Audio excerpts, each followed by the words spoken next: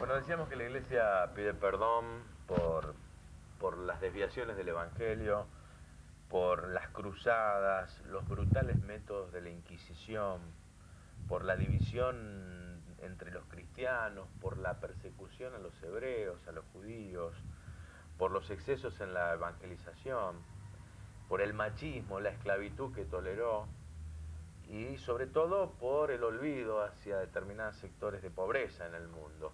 Padre, ¿cómo le va? Muy bien, ¿Bien? Guillermo. ¿Se esperaba un gesto así de la Iglesia? Es decir, se venía trabajando esto desde hace mucho tiempo. ¿Algún papa, digamos, tenía que dar este paso tan importante? Es histórico, ¿no? Yo creo que sí, a veces se exagera con respecto al uso de este adjetivo histórico. Sí. Es decir, generalmente el riesgo es que quienes estamos metidos en la cosa en el momento actual, quizás se ve de una manera diversa que cómo se ven los mismos hechos con la distancia. Yo creo que solo el tiempo puede decir si realmente fue algo histórico. Es decir, histórico es esta charla que estamos teniendo vos y yo. Sí. Es decir, lo que sucede en la historia. Pero evidentemente cuando hablamos de que este es un gesto histórico, estamos queriendo decir que esto no es simplemente, no va a quedar en lo rutinario de todos los días y que se va a olvidar, sino que adquiere una cierta trascendencia a través Es de como los... que reconocer las deudas pendientes de la Iglesia. Claro, ¿no? Y eso es muy difícil, y eso es muy difícil. Eso es muy difícil a nivel personal, Ajá. reconocer nuestros propios errores y deficiencias, por más honesto que uno pretenda ser, cuando a alguien le señalan algo, hay en nosotros una reacción como de autodefensa. Es muy difícil a nivel individual y ciertamente es muy difícil a nivel institucional. Ajá. Es decir, en nuestro himno nosotros cantamos y nos gloriamos de los laureles que supimos conseguir, Sí. pero acá entre nosotros, si somos sinceros, en nuestra historia, aunque sea corta, no hay solo laureles. Ajá. Es decir, hay muchos errores. Es decir, la misma historia argentina tiene el asunto de civilización y barbarie, las expediciones al desierto, es decir, la extensión de las... cuando no solo debido a España, sino claro. también al general Roca, por ejemplo, que... O sea, es muy difícil reconocerlos y que la Iglesia, digamos, o al menos el líder de más de 1.000 millones de católicos, al menos, como dice el último anuario pontificio, el último anuario estadístico de la Iglesia, que trae los datos hasta fines del 97, fue presentado a mediados del año pasado, dice católicos, entre paréntesis, bautizados, claro. más de 1.000 millones en el mundo. Entonces, que el líder, el jefe reconocido de este movimiento, pida mirando hacia atrás, perdón, en nombre de la institución que hoy él dirige, digamos, es realmente algo que no suele ser. ¿Es suficiente, padre? Yo Después, creo que... después vamos a ver si esos ver, hechos del perdón, sí, cómo se conectan con la realidad hoy, ¿no? Pero, claro. ¿fue suficiente esto? Bueno, esto ha sido criticado. El hecho del Papa, no a la teoría de si es perdón, porque podríamos entrar, ¿no es cierto?, a reflexionar acerca de si es posible pedir perdón por lo que han hecho otros. Ajá. Porque la pregunta es esta. Es decir, es muy difícil reconocer los propios errores, las propias deficiencias. Es muy difícil pedir perdón, es muy difícil dar perdón. Es decir, es muy difícil perdonar. A veces se dice errar es humano, perdonar es divino, pero lo que hace notar Hannah Arendt, esta mujer tan interesante en la condición humana, dice, el descubridor del papel del perdón en la esfera de los asuntos humanos fue Jesús de Nazaret. Ajá. El hecho de que hiciera este descubrimiento en un contexto religioso, pero dice, lo interesante de Jesús es que Jesús pasó el perdón reconocido como algo propio de Dios, lo puso en las relaciones humanas y habló del perdonar hasta 70 veces 7. Es decir, vos me preguntabas, ¿es suficiente el pedir perdón? Yo creo que antes de preguntarse si es suficiente el pedir perdón de parte de la Iglesia, hay que ser consciente de lo que significa para el hombre, para nosotros individuos, pedir perdón, Claro. dar perdón. ¿Quién no ha escuchado, digamos, cuando pasa algo, decir, dígame, ¿usted perdonaría al que violó y mató a su hija? Ajá. Es decir, no, yo no quiero venganza, o no recordamos Claro. ni... Yo no hablaba del gesto, padre, Sí. hablaba de la identificación, no sé si llamar identificación de las responsabilidades. Por ejemplo, se cita específicamente en la crítica que se hace a la persecución de los judíos la complacencia de Pío XII con el nazismo, ¿no? Con los horrores de la Segunda Guerra Mundial, ¿no? Sobre todo en proceso de beatificación. Y esta fue una crítica muy puntual a lo que fue en su momento. Ciertamente, Sí, ciertamente. en este caso. Por ejemplo. En este caso, yo Sí. con respecto a eso, me parece que es importante tener en cuenta, hay ciertas manifestaciones, concretamente con respecto a la actitud de los católicos ante los judíos, Sí.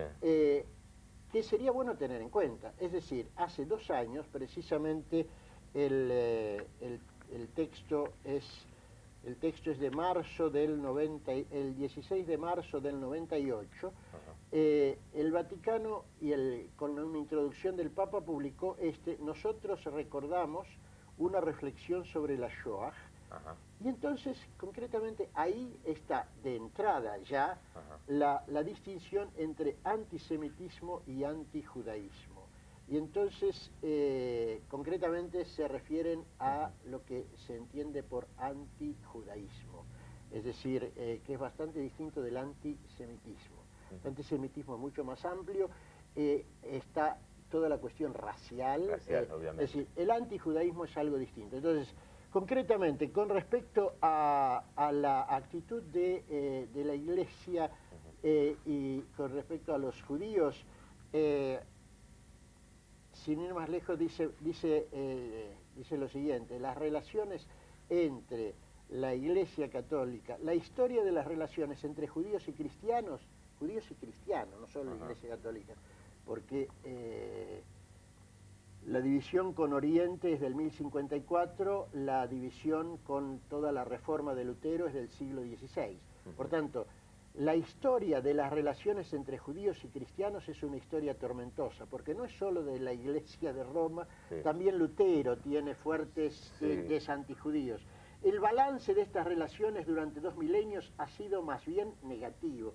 Eso es el resultado reconociéndolo el propio Vaticano. Claro, sí, ¿no? Y es el resultado de una reunión de peritos que se hizo en el Vaticano justamente para estudiar esto. Ahora, con respecto al tema de Pío XII, sería interesante tener en cuenta que este señor Pío XII se llamaba Eugenio Pacelli y fue secretario de Estado de Pío XI. Había sido nuncio de Pío XI en Berlín y Múnich y se hicieron los concordatos con los estados y luego Pío XI publicó en el año 1937 una encíclica condenando el nazismo, cosa que no se suele recordar, que por otra parte la encíclica está mandada en alemán y a Alemania, Mit brennender Sorge, que se leyó el Domingo de Pasión del año 1937. En el año 38, dirigiéndose a un grupo de peregrinos belga, Pío XI afirmó: el antisemitismo es inaceptable, somos todos espiritualmente semitas. Y Pío XII, al ser elegido papa, en la encíclica programática del 20 de octubre del 39, habló concretamente contra eso. Pero ahora, lo interesante es cuando se hace la guerra. Ahora, ¿no se esperaban otros gestos de la Iglesia frente a los horrores del nazismo? Lo que pasa es una cosa, ¿de quién? ¿Del Papa? ¿De Pacelli? Sí, de los papas o de la Iglesia. No, bueno, en su es conjunto. decir, por eso, pero el fascismo, tenemos el Mit brennender Sorge, que es del año 37, pero ya desde el año 31 hay varios obispos alemanes que están ahí, digamos, en este documento se puede ver. O sea, varios obispos, año 31, Hitler sube en el año 33 al gobierno de Alemania. Y después comienza, Eso no quiere decir que el germen del nazismo ya está mucho antes, ¿no? Incluso con el nacimiento del fascismo prácticamente en las primeras décadas del siglo, ¿no? Ahora... Pero, es decir, bueno, pero No, yo creo que ¿qué entendés en qué sentido fascismo? Por supuesto, doctrinas fascistas comenzaron desde principios de siglo prácticamente y se acentuaron después obviamente con Mussolini en Italia, ¿no? Pero la pregunta era, la pregunta era la siguiente. A ver. Digamos, se cuestionó en su momento no haber explícitamente mencionado el Holocausto, ¿no? Que algo que aparece después absolutamente... Claro, con respecto a eso, sí. es decir, se hizo muy famoso este tema, Sí. el silencio de Pío XII, Sí. gracias a la pieza esa de teatro de Hochhuth, El Vicario. Concretamente eso es del año... ¿De qué año? No recuerdo, ahora la macana de Hochhuth. El Vicario hizo mucho ruido, habrá sido 63, si no recuerdo mal. Pero de todas maneras hizo mucho ruido esa pieza de teatro. En el año 63 murió Juan XXIII. El 3 de junio lo eligieron a Montini, Pablo VI, que fue durante los 20 años casi el secretario de Estado, porque Pío XII, que tuvo muy al principio de su pontificado un secretario de Estado muy viejito que murió enseguida, es decir, después no nombró más durante casi los 20 años de pontificado ningún secretario de Estado. Y tuvo como colaboradores a Montini para las cuestiones internas y a Tardini para las cuestiones externas. Este señor Montini, después de Juan XXIII, del breve pontificado de 5 años de Juan XXIII, lo eligen papa y con él se pone el nombre de Pablo VI. Justamente, este señor ciertamente podía saber muy bien lo que fue Pacelli durante la guerra, lo que hizo, dejó de hacer, por qué hizo y por qué dejó de hacer. Cuando sale el Vicario de Hochhuth, entonces Pablo VI hace algo también muy extraño, muy raro, y es lo siguiente. ¿Qué hizo?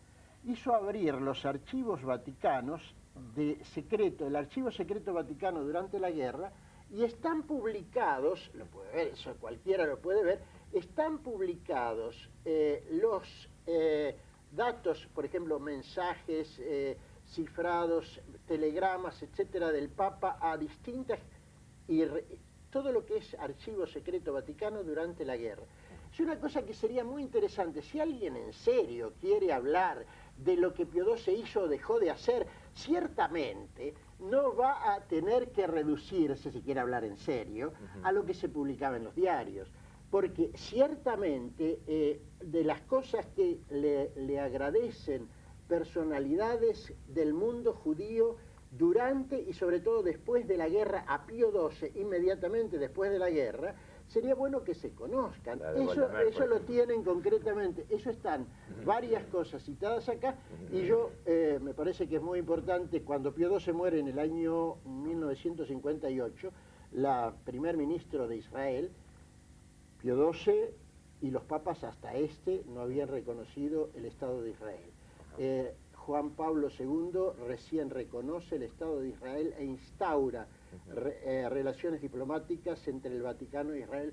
Hemos tenido la suerte o el honor o la coincidencia o la providencia o lo que fuere de que el primer embajador israelí ante el Vaticano fuera un argentino, es decir, alguien nacido en el Chaco. Claro. Pero concretamente muere en el 1958 Pío XII y Golda Meir, que era una mujer realmente muy fuerte y muy poco llevada a cuestiones de cortesía, digamos, sin sentido, protocolares, dice así: compartimos el dolor de la humanidad. Cuando el terrible martirio se abatió sobre nuestro pueblo, la voz del Papa se elevó en favor de sus víctimas.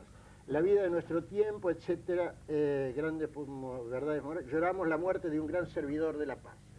Sería bueno tener en cuenta estos datos en orden a no seguir divulgando la vulgata anti-Pacelli. Yo aclaro una cosa, yo tuve la suerte de estar 7 años del 49 al 56, por tanto, con Pío XII, a quien seguíamos. Es decir, y lógicamente estábamos enterados, nos enterábamos de muchas de las cosas, pero ciertamente estuve también con la suerte de estar en tiempo de Pablo VI y el Vaticano II, y entonces ahí ya hay un documento fundamental del Vaticano II que es sobre la relación de la Iglesia con los judíos. Entonces es muy interesante ver cómo el episcopado mundial se pronuncia allí y hace el juicio acerca de las relaciones de cristianos y judíos, y cómo para sacar ese documento hubo que luchar porque había dentro de la iglesia, que no es tan monolítica como quiere parecer, dentro de la iglesia una fuerte tendencia contraria a reconocer los errores de la iglesia, y precisamente en ese punto. Y de hecho un panfleto que circuló entonces, y que yo no pensaba que iban a pasar tantas cosas después si no hubiera sido interesante habérmelo guardado, es decir, un panfleto contra el documento de pidiendo perdón a los judíos por haberlos perseguido y por no recordar que Jesús era judío, que María era... Un documentito en donde decía, cuidado a decir ahora que nos hemos equivocado porque condenamos a 15 papas. Ajá. Había la lista de 15 papas en la historia, el último de los cuales que ponían ahí era incluso León XIII, con declaraciones antijudías. Así que concretamente el asunto viene desde lejos y sí, no es, aunque esto haya sido muy publicitado, quiero decir, es uno de esos temas serios, sí, que no se puede, lamentablemente, en dos palabras hacer una referencia, digamos, casi periodística, ¿no? Sí, es un tema en serio, es decir, porque sí, no me interesa defender a nadie, porque sí, como yo le decía, yo puedo ahora con tranquilidad, ya que el Papa lo reconoce, cosa que hemos dicho y reconocido antes. Pero usted hace una revisión histórica de cómo fueron los hechos. Se trata justamente de tomar la cosa en serio. Ahora, digamos, ¿Cómo enfrenta usted, padre, digamos, en este marco de autocrítica y de perdón, digamos, esta particular relación de la Iglesia con las dictaduras militares, especialmente la dictadura militar argentina? ¿Le es cómoda la dictadura a la Iglesia? Bueno, entendámonos, sí, ¿qué es la Iglesia? Ya dije que son más de 1.000 millones. No, la Iglesia somos todos. Se supone, es decir, digamos, a la Iglesia, depende, ¿qué Iglesia? Concretamente, a la dictadura. El 4 de agosto de 1976 mataron un obispo, sí, que fue Monseñor Angelelli. Es decir, no vamos a estar ahora con la tesis del accidente. Ajá. Entonces, además, por eso, ciertamente, a esa Iglesia era iglesia en La Rioja, ¿no? Sí. Es decir, sus hermanos en el episcopado callaron acá. Yo estaba en Roma en ese entonces y el episcopado francés, la Comisión para América Latina del episcopado francés, a los pocos días después de la muerte de Angelelli, del asesinato de Angelelli, o martirio para nosotros los creyentes, ajá, sacó un comunicado diciendo que había sido un crimen de la Junta Militar. El episcopado argentino no dijo eso. Claro. Ahora, cuando uno se refiere a la Iglesia, claro, se refiere, obviamente, por una cuestión de jerarquía eclesiástica, uno se refiere también a la jerarquía eclesiástica. A los obispos, por eso digo, mataron a este señor, mataron concretamente, o al menos es muy sospechoso, la muerte de Ponce de León, digamos, también. Por eso, digamos, no sé, no vamos ahora, porque pasa así también. Sí. La muerte, se dice, por ejemplo, decía, a un tiro matar, no, es decir, no, a veces alguien que muere se lo mata. No es cierto. Ahora, bueno, yo diría, aquí también tiene obispos cercanos al poder, exacto, que convalidaron, que silenciaron. Yo creo que como dice Monseñor Romero, Romero el 24 de marzo, recordamos Óscar Arnulfo Romero, sí, lo mataron el 24 de marzo de 1980. Sí. Entonces Arnulfo Romero dijo muy bien, es decir, la lucha no es entre el Estado y la Iglesia, sino entre el Estado y el pueblo. Ciertamente podemos decir que la Iglesia paga, no la primera sangre, pero paga por estar junto al pueblo, y esto es algo que es de la gloria de la Iglesia. Yo diría, ¿quién está cómodo con las dictaduras? Vos decís Iglesia, cuando hablamos de Iglesia pensamos en la jerarquía. Yo diría, no pasa la base y la cúpula, no pasa entre la jerarquía y el pueblo. La jerarquía está cómoda, bueno, no, hay la división es no en sentido horizontal, sino en sentido vertical. Hay determinados obispos que pueblo y entonces sufren las consecuencias, y hay otros obispos que no han estado evidentemente de la parte del pueblo, lo mismo que la posición del Papa durante ese tiempo, digamos. O sea, realmente la cosa es sumamente... Ahora, ¿por qué pueden los dirigentes de determinadas instituciones estar más cómodos? Y bueno, porque lamentablemente muchas veces en lugar de estar al servicio del Evangelio y del pueblo, están al servicio de la misma, de la supervivencia de la estructura del poder, digamos, ¿no? Y en eso yo creo que es bastante, sociológicamente es casi una ley, es decir, Jesús se topó con los dirigentes religiosos de su tiempo que no aprobaban la ocupación romana, pero habían llegado a un modus vivendi, entonces ¿no? la pregunta sería, digamos, hubo obispos en nuestro país, jerarquía eclesiástica, que no estuvieron a la altura de las circunstancias del Evangelio. Sí, yo creo que eso lo hemos visto y sufrido, y ahora hay algún obispo que lo dice, como por ejemplo Yacuinta, se publicó en La Nación del mismo domingo 12 de marzo.